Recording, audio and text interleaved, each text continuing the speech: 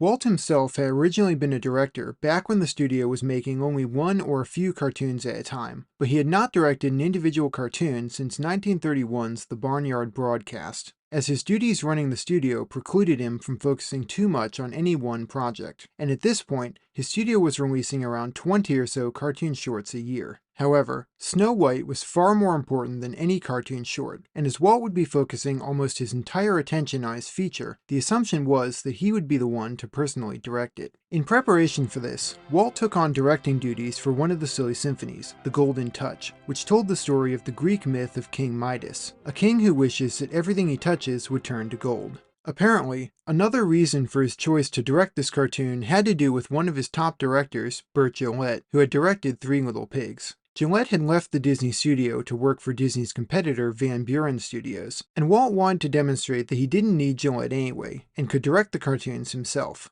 However, The Golden Touch was not a success with critics or audiences, and it seemed Walt had made the opposite point to what he intended.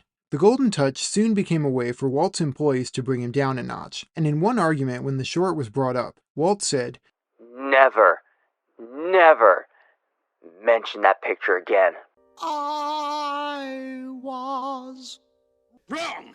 Walt Disney would not direct Snow White himself, but would rather assign a director to work under him as he had with the cartoon shorts. This supervising director would oversee a team of sequence directors, who would each oversee a team to create each sequence of the film. They would all report to Walt. The top 3 candidates for this position of supervising director were David Hand, Wilfred Jackson, and Ben Sharpsteen, all successful directors of both Mickey Mouse shorts and silly symphonies. Other men who were considered were animator Harry Bailey and storyman Bill Cottrell. The role of supervising director of Snow White would ultimately be given to David Hand, who was likely picked for his organizational skills, something Walt Disney notably lacked, often going over his directors' heads and giving new instructions to the animators without keeping the directors in the loop. According to Hand, the kind of man Walt was, you couldn't expect him to care anything about organization.